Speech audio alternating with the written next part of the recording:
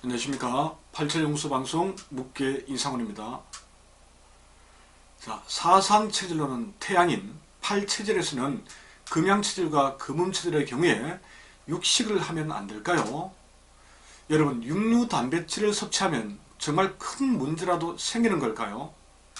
이에 대해 87여학계는 태양인 금체질이 육식을 하면 심각한 문제라도 생길 듯이 강력하게 경고하고 있습니다. 건강하게 살고자 한다면 평생 동안 절대로 육류를 가까이 해서는 안 된다는 것입니다. 결론부터 말씀드리면 너무나 말도 안 되는 주장입니다. 이에 대한 반론은 이전 방송에서도 언급한 바가 있습니다. 자, 궁금하신 분들은 60회차 방송 내용인 태양인 금음체질, 금양체질 육식 안하면 병들고 일찍 죽는다라는 제목을 검색해 보시기 바랍니다. 다시 말하지만 태양인 금양체질과 금음체질의 육식 금지는 영양학과 인체 생리를 전혀 이해하지 못하는 황당한 주장일 뿐입니다. 하지만 이를 철석같이 믿는 분들이 생각 외로 너무나 많습니다. 기존 건돈 팔체질 의학의 오류가 많지만 그 중에서도 가장 심각한 사안 중의 하나입니다.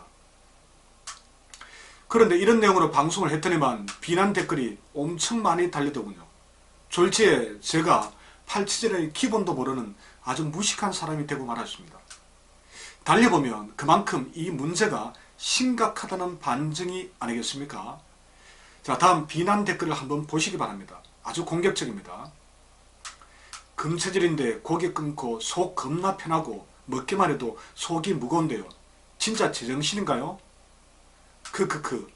고작 442명일 뿐더러 동물성 단백질 중에 육류만 있던가요? 크크크. 생선은 왜 빼시나요? 한의사가 아니라고 들었습니다.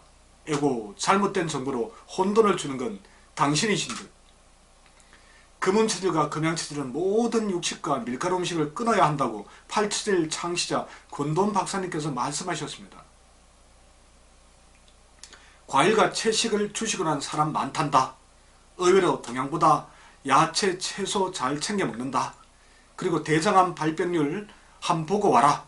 회계망측한 논리 펼치지 말고 대장이 긴 사람도 있고 짧은 사람도 있는데 사람마다 차이 있다. 긴 사람은 육식이 안 맞는 건데 계속 먹다간 간 질환에다가 순환기 대장암에 골로 가는 거지. 심하지요. 자, 간혹 자기 경험을 언급하며 육식을 끊고 건강해졌는데 무슨 말이냐고 따지는 분들도 있습니다. 물론 세상에는 모두 똑같은 사람만 있는 것은 아닙니다. 완전한 비건 채식주의자로 살아도 나름 건강을 지키는 사람도 분명히 있습니다. 태어민이 일절 채식을 하지 않고 고기만 먹고 살아도 큰 문제가 없는 경우가 있는 것처럼 말입니다. 자, 그럼 이번에는 육식을 하고 힘들었다는 경험 댓글을 보겠습니다. 치킨이라도 한번 먹으면 다음날 설사합니다. 물론 맛이 있어서 자주 먹는데 확실히 육류를 섭취하면 몸이 힘들어하는 게 느껴집니다. 소화장애로 며칠 동안 고생하다 내과를 가서 내시경을 받았는데 의사가 고기 소화 효소가 거의 없으니 될 수 있는 한 고기를 먹지 말라고 했습니다. 자, 위 댓글 내용은 한마디로 육식을 하면 부담이 되는데 어떻게 육식을 하라고 하는 것이냐라는 이야기입니다. 그런데 이런 사례가 과연 누구에게나 해당되는 일반적인 내용일까요? 대체로 소수의 개인적인 경험에 불과한 특수한 사례일 뿐입니다. 그렇다면 성급한 일반화의 오류를 범하는 것입니다. 즉, 나와 몇몇의 사례를 갖고 태양인 금양체질, 금음체질의 육식은 무조건 해롭다는 결론을 끌어낼 수는 없지 않겠습니까? 사실 육식을 못하는 것은 간담 기능이 극히 허약해 쓸개즙을 제대로 분비하지 못한다는 뜻입니다. 이처럼 건강상의 문제이든 아니면 선천적으로 쓸개즙 분비에 문제가 있어 잘 나오지 않는 경우라면 육식을 받아내기 어렵습니다. 그런 사람들은 어쩔 수 없이 육식을 멀리할 수밖에 없습니다. 하지만 그건 어디까지나 차선책일 뿐입니다. 모든 사람에게 해당하는 진정한 건강법은 아닙니다. 애초부터 육식이 크게 부담되는 분들도 어느 정도라도 육식을 받아낼 수 있는 몸이었다면 더 건강할 수 있었겠죠. 그러므로 본인의 특별한 음식 적응력을 모든 태양인 금체질에 해당하는 사실로 일반화해서는 안됩니다. 우리가 어떤 문제의 결론을 내리기 위해서는 나의 경우만이 아닌 다수의 사례를 반드시 검토해야 합니다. 그리고 논리적인 설명 역시 뒤따라야 합니다. 육식이 정말 문제라면 육식을 했던 우리 조상들, 현재 우리 대한민국 사람들 다 병들고 죽어야죠. 그렇지는 않지 않습니까? 정말로 문제가 되는 것은 대부분 육식을 어느 정도 할 수 있음에도 태양인 금양체질과 금음체질이라는 이유로 완전히 끊어버린 분들입니다. 그런 분들은 극소수를 제외하고는 곡채식 위주의 완벽한 체질식을 하다가 대부분 몸이 망가집니다. 그래서 몸이 싸늘해지고 기력이 크게 떨어지는 등의 온갖 후유증이 생겨 이 팔체질 연구소를 찾아오는 분들이 무척 많습니다.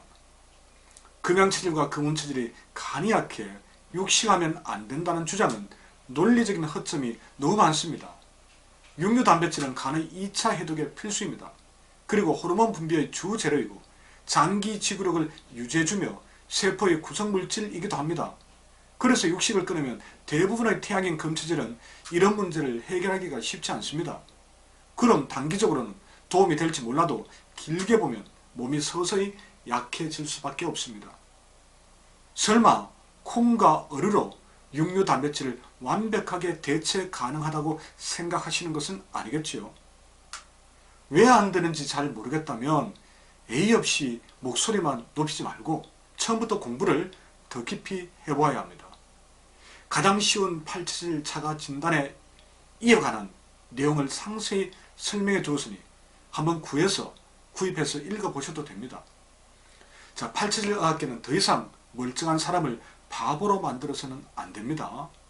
태양인은 육류 소화와 관련된 쓸개즙이 태음인에 비해 적게 나올 뿐 나오지 않는 것이 아닙니다.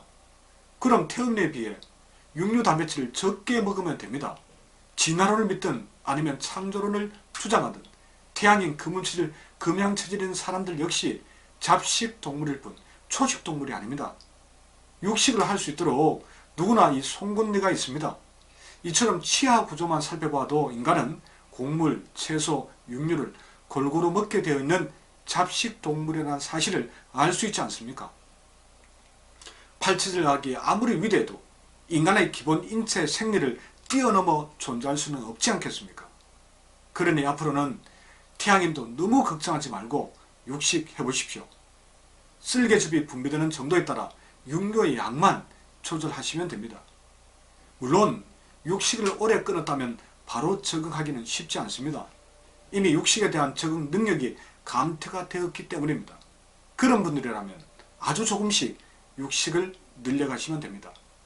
자, 앞으로도 팔체질과 관련된 잘못된 이론과 주장을 바로잡아가도록 하겠습니다. 국민 건강을 위해 어떤 공격과 비난이 있더라도 꿋꿋하게 나아가겠습니다. 고맙습니다.